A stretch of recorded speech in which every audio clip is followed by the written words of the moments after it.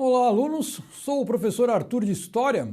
Vamos agora falar do módulo que trata aí sobre as rebeliões regenciais. Quando a gente fala em rebeliões regenciais, estamos aqui no período regencial, tá? Então lembre sempre, o período regencial é um período que vai entre a saída do Dom Pedro I, 1831, até a entrada de Dom Pedro II no poder, 1840, tá? Então nesse recorte de 9 anos que a gente tem o período regencial, uma série de revoltas começaram a ocorrer pelo Brasil, tem muito a ver com o momento, enfim, e elas são fruto exatamente de um tempo de muita instabilidade deixado pelo próprio Dom Pedro. Sempre lembre de pôr a culpa no Dom Pedro I, assim como também os regentes, que nessa hora têm sérias dificuldades para conseguir governar o país, tá? Então, quando a gente fala em período regencial, a gente tem que dividir o período regencial em duas partes. Uma parte é o lado político, né? O que aconteceu politicamente na história do período regencial. E o outro lado é o lado social, tá?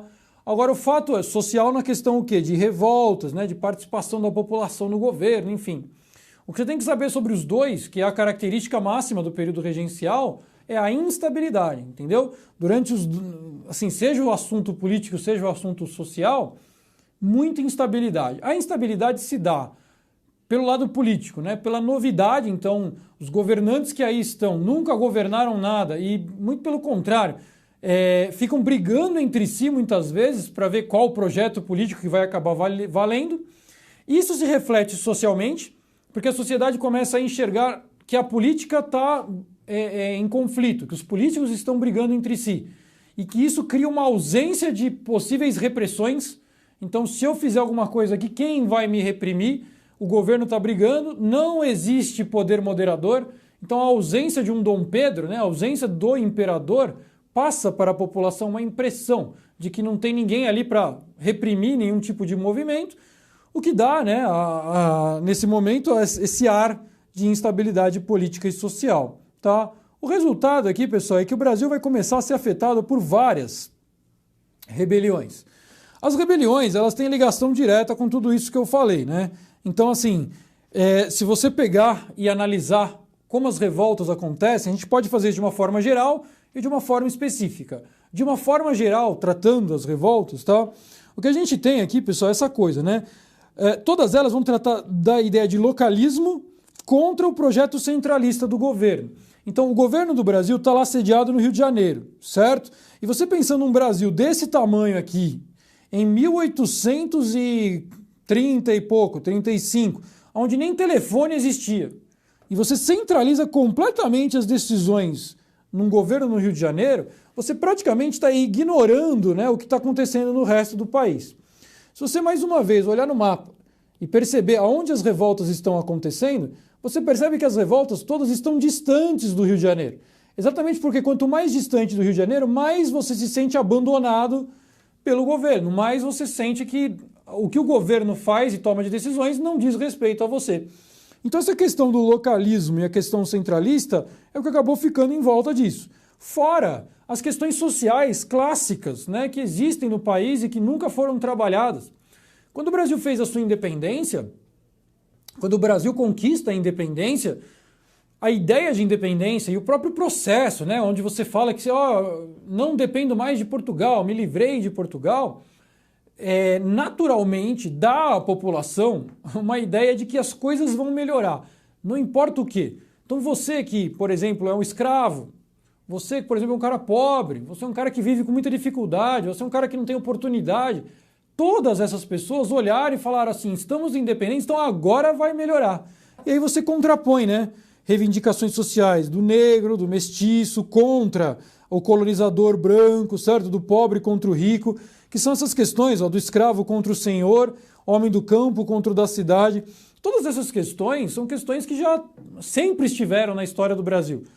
Né? Desde sempre, quando Portugal colonizou o Brasil, ele foi criando essas diferenças sociais, essas diferenças entre como as pessoas estão, né, sendo beneficiadas ou não pelo governo.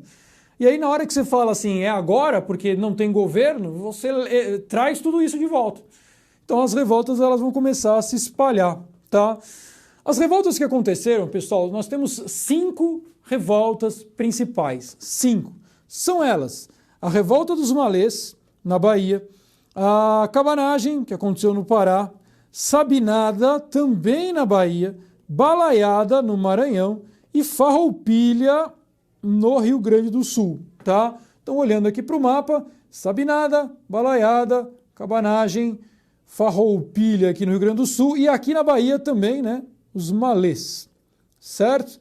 Se a gente fizer uma análise de cada uma das revoltas, para a gente entender o que está acontecendo em cada um desses estados, você compreende bem quais são as questões internas, tá? Por exemplo, em primeiro lugar, cabanagem. A cabanagem, pessoal, ela aconteceu no Pará. Deixa eu apagar aqui, no estado do Pará. Por que no estado do Pará? Pessoal, aqui a questão ela está em torno do quê? Pobreza, miséria, exclusão social, opressão governamental. Então, pegando o que é o estado do Pará, que é um estado gigantesco, qual é a realidade? Você tem uma realidade onde, em Belém do Pará, você tem lá a maior cidade, onde se concentra o maior número de capitais, e esse capital está concentrado na mão de poucas pessoas, então você vai ter 1 ou 2 ou 5 aristocratas rurais no Pará inteiro, que concentram praticamente toda a riqueza do lugar.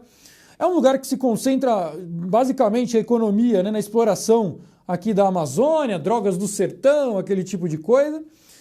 E que nessa hora você tem uma exclusão social muito grande. Então, quando a gente fala numa revolta lá da cabanagem, né, a revolta que acontece no Pará, cabanagem, é uma revolta de caráter popular, tá?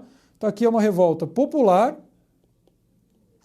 praticada praticamente por escravos, ex-escravos, pessoas mais pobres, né? Pessoas ligadas ao campo, ao extrativismo mineral.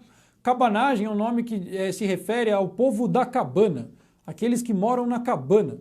Hoje, né, você, para fazer um equivalente, seria o equivalente você falar que o cara mora em uma favela. O cara mora numa moradia, né, de péssima estrutura, enfim, cabanas. Então, estamos falando de um movimento popular.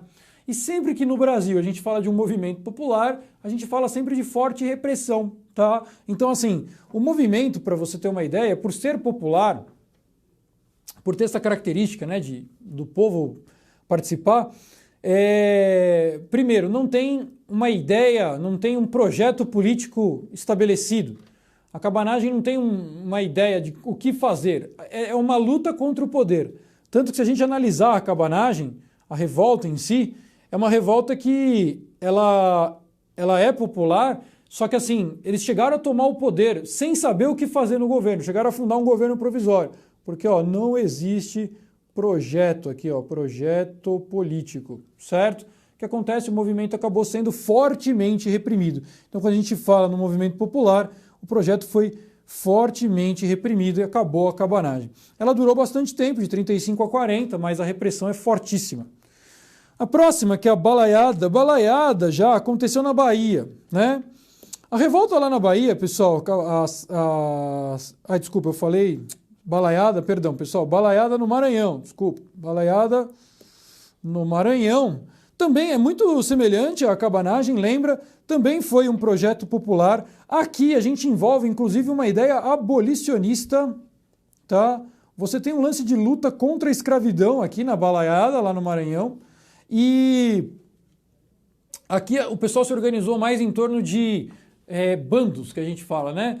Bandos que praticavam ataques a sedes de poder, né? A referências de poder. Então você tem latifundiários, você tem o próprio governo, e aí formavam-se bandos armados que atacavam esses caras para, enfim, tentar desestabilizar o governo.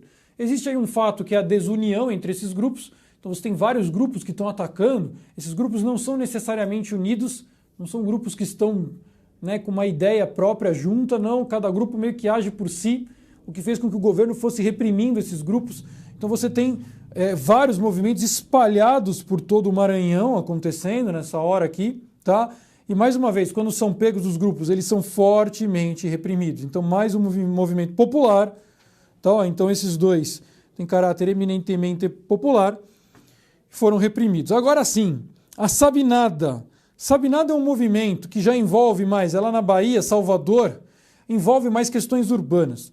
Sabinada tem esse nome porque o cara que liderou era um médico chamado Dr. Sabino, e aí por ser, né, ele o líder do processo, acabou, né, o nome levando o nome dele. A Sabinada, ela tem um diferencial porque esse doutor aí, entre outros caras na Bahia, questionavam o lance de autonomia. Então eles diziam assim, ó, o governo regencial está errado, não pode ter esse governo regencial, o certo é o governo de Dom Pedro. Então esses caras na Bahia começaram a defender uma ideia de separatismo. Só que eles falavam em separatismo provisório. Diziam eles que queriam se separar do Brasil até a maioridade do Dom Pedro. E enquanto isso não acontecesse, eles iam proclamar uma república. Então a gente proclama uma república, separa do Brasil. Quando Dom Pedro voltar ao poder, a gente entra no poder de novo. É uma ideia meio mirabolante que, na verdade, né, o que o cara está querendo fazer aqui é separar definitivamente. É um projeto separatista da Bahia. A ideia dos caras era literalmente separar a Bahia inteira, entendeu? E aí eles criaram essa história de separatismo provisório. Envolve toda a ideia de federalismo e tal. Mas o movimento também foi reprimido. Aqui você teve uma participação mais das elites, tá? Então você tem, né, uma considerável parte da elite participando aí da Sabinada, tá? Outro movimento que aconteceu inclusive na Bahia também, esse aqui não está ali na listinha embaixo, mas aconteceu na Bahia também, foi a chamada Revolta dos Malês. A Revolta dos Malês é uma revolta bem diferente, está aqui na Bahia também, então aqui ó, Malês. A Revolta dos Malês é uma revolta interessante porque ela foi feita por escravos, tá, ó, escravos muçulmanos aqui no Brasil. Pessoal, existem muitos escravos, né, que foram trazidos da África, né, escravizados, e que são do islamismo, porque como você não tem distinção, né, o tráfico negreiro não distinguia nada desse tipo, pegava os caras e traziam para cá, só que o cara era muçulmano. Então esse escravo ele sofreu uma dupla exclusão, né, por ser escravo, obviamente, e por ser muçulmano, porque os outros escravos não eram muçulmanos. Então estes caras organizaram entre eles uma revolta, que é essa Revolta dos Malês, que foi a revolta que mais chocou pela organização e pela violência que os caras utilizaram para tentar alguma coisa. A Revolta dos Malês chegou a pôr em xeque aqui, ó, o escravismo no Brasil, porque o que aconteceu foi que estes malês, muçulmanos, como eu já falei, todos eles sabiam ler e escrever. Tá? No islamismo você tem muito essa preocupação de que todos aprendam a ler e escrever para ter acesso ao livro sagrado e etc. E aí, como eles sabiam ler e escrever, eles organizaram entre eles a revolta, trocaram inclusive documentos, né, papéis, tentando passar um para o outro qual seria a ideia do movimento.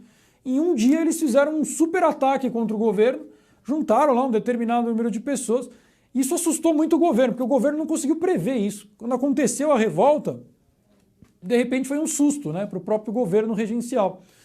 E aí, assim, reprimiram, mataram praticamente todos, a repressão foi muito violenta, praticamente todos os malês foram assassinados nessa hora, e o governo realmente parou e pensou assim, nossa, né, até onde esses caras estão planejando algo contra a gente? Então, pela primeira vez, a escravidão foi posta em xeque de verdade no Brasil. Apesar de nada ter acontecido nessa hora, chegou a ser questionado isso.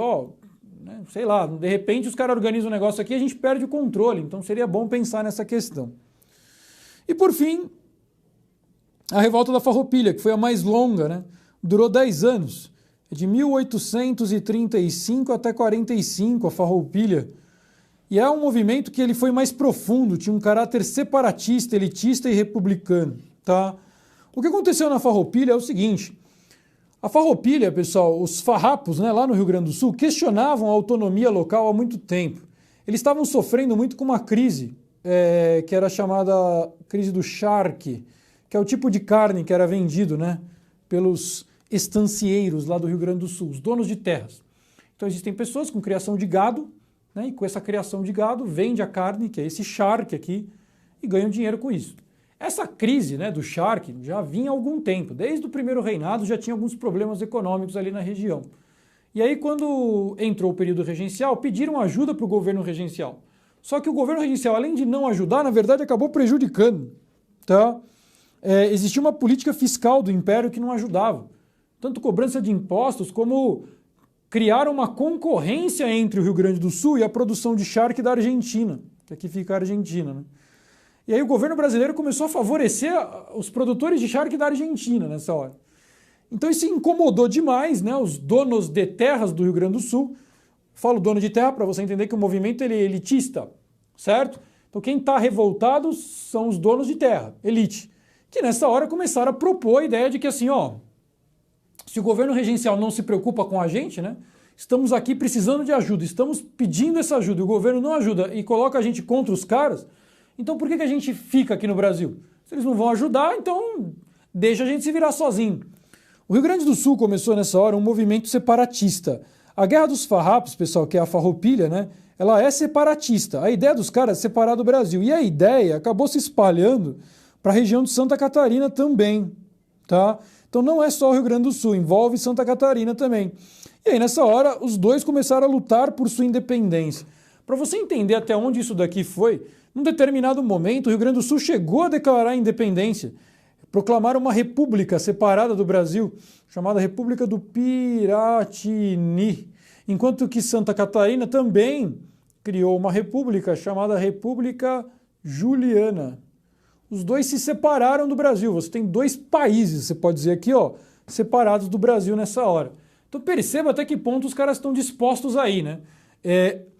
A Farroupilha, junto com a Balaiada no Maranhão, que vai até 41, e a Cabanagem no Pará, que vai até 40, que são os movimentos mais longos, são movimentos que fazem os regentes repensarem, né, a questão de se eles estão conseguindo controlar tudo ou não. Se a gente analisar esse mapa, se você olhar aqui as revoltas e tudo mais, existe uma tendência muito maior do país se fragmentar do que ele permanecer unido.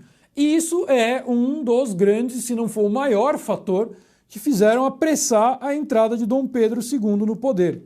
O medo que o pessoal tinha nessa hora de que essas províncias realmente conseguissem se separar, saíssem do Brasil, tá? E formassem outros países, era assim, iminente. Nessa hora parecia que ia acontecer a qualquer momento. E aconteceu, o Rio Grande do Sul chegou a separar. O que aconteceu é que assim, o Dom Pedro II ele entra em 1840. Por si só ele já passa uma ideia mais de unidade e de estabilidade. Então nessa hora você centraliza o poder no Dom Pedro. E o Dom Pedro faz agora todo um esforço para reprimir essas revoltas e mostrar que é ele que está mandando. Então, ao final do governo do Dom Pedro, você vai tendo as repressões sendo finalizadas em cada uma dessas. O Rio Grande do Sul, na Guerra dos Farrapos, né, basicamente a ação de Duque de Caxias foi uma das principais para reprimir a Farroupilha. É curioso quando você vê o trato do Duque de Caxias com a Farroupilha, quando ele reprime a Farroupilha, o Duque de Caxias ele fala num lamento só, assim, tive que lutar contra compatriotas. Né, estavam lutando ali pelo ideal deles, infelizmente eu tive que matar brasileiros, que coisa. Você vê o Duque de Caxias sofrendo para dizer que teve que reprimir a Farroupilha. Agora, quando você pega os documentos que tratam da repressão no Pará, da repressão no Maranhão, você vê a frieza com que é tratado isso, como os movimentos eram populares, né? Nesses daí, Pará e Maranhão, reprimimos mesmo, tinham que matar esses escravos, né? Rebeldes, tem que ser reprimido e tal. Então, quando o movimento é da elite, existe um trato, quando o movimento é popular, o trato é outro. Tá? Fato é, todas as revoltas foram reprimidas e a unidade territorial foi mantida, a duras penas. E aí entrega-se um governo para o Dom Pedro II, ainda com o Brasil unificado. Tá? Vamos fazer agora os exercícios dessa aula. Na questão número 1, em nome do povo do Rio Grande, depus o governador e entreguei o governo ao seu substituto legal. E em nome do Rio Grande do Sul, digo que essa província extrema, afastada da corte, não toleramos imposições humilhantes. O Rio Grande é a sentinela do Brasil que olha vigilante o Rio da Prata. Não pode nem deve ser oprimido pelo despotismo. Exigimos que o governo imperial nos dê um governador de nossa confiança, que olhe pelos nossos interesses, ou com a espada na mão, saberemos morrer com honra ou viver com liberdade. Bento Gonçalves escreveu essa carta, ele é o líder da Farroupilha. Bento Gonçalves foi ajudado por Giuseppe Garibaldi, né, que veio da Itália, ajudou aqui. Então você tem aqui a ideia dele de lutar pela liberdade. Embaixo você tem o Duque de Caxias falando aqui, ó, Rio-Grandenses, tenho o prazer de anunciar-vos que a guerra civil que por mais de 9 anos devastou esta bela província, está terminada.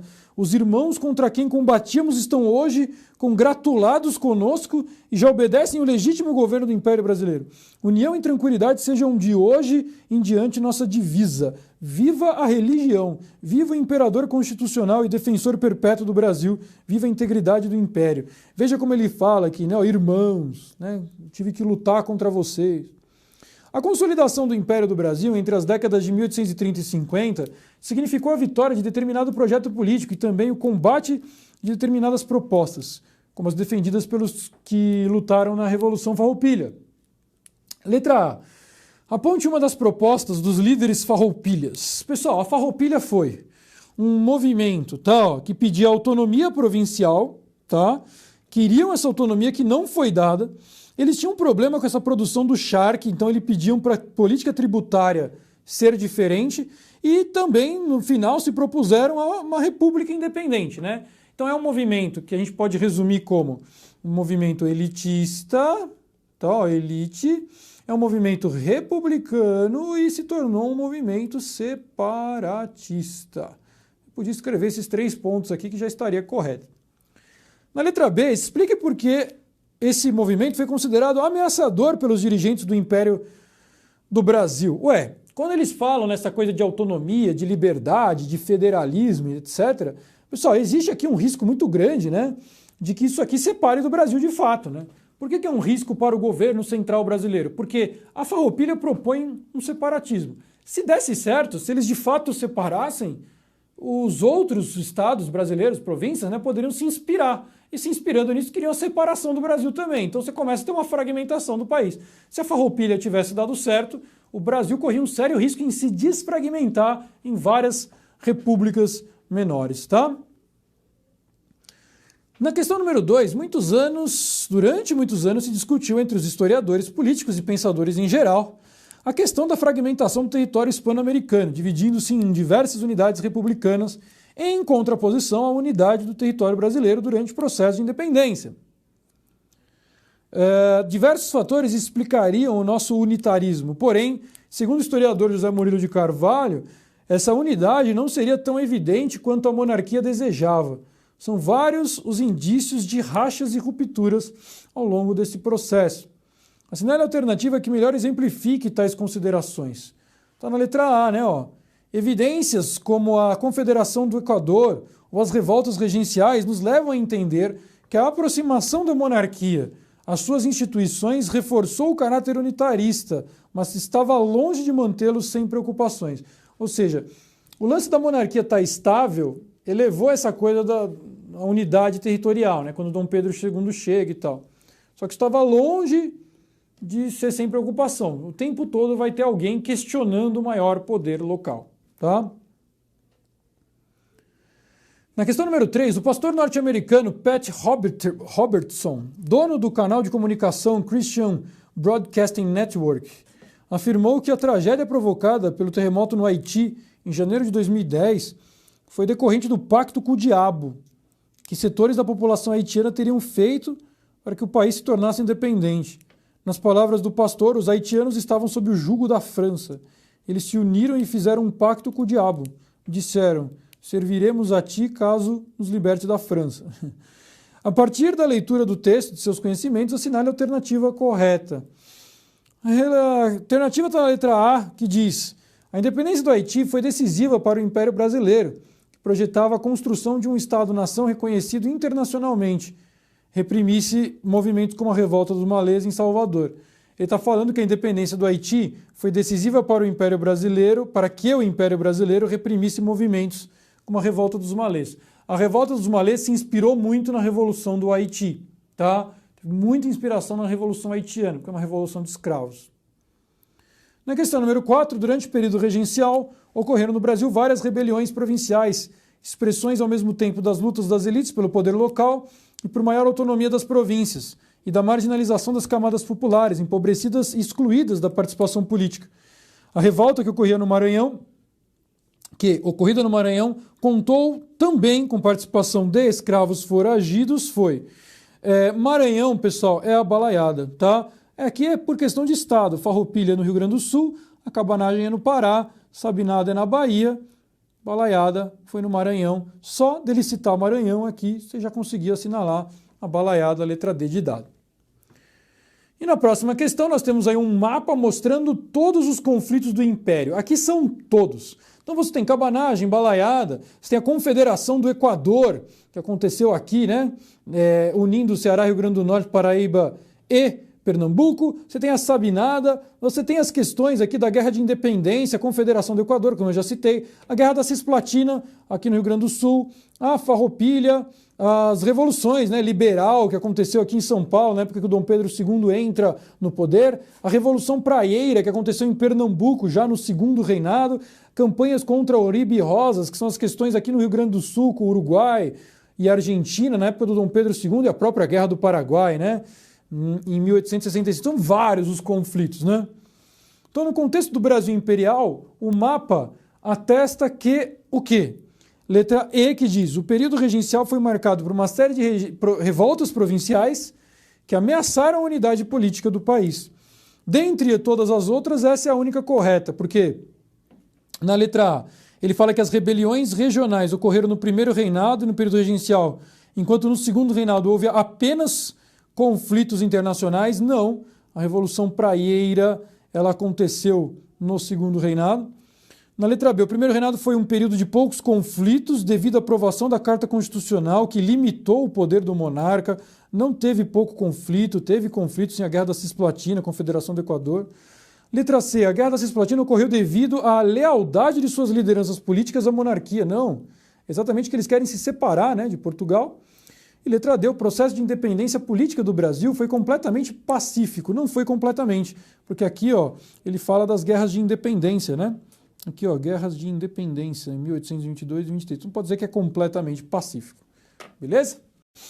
Letra E, então, a gente termina por aqui esse módulo e a gente se vê numa próxima oportunidade. Valeu? Até mais, pessoal. Tchau, tchau.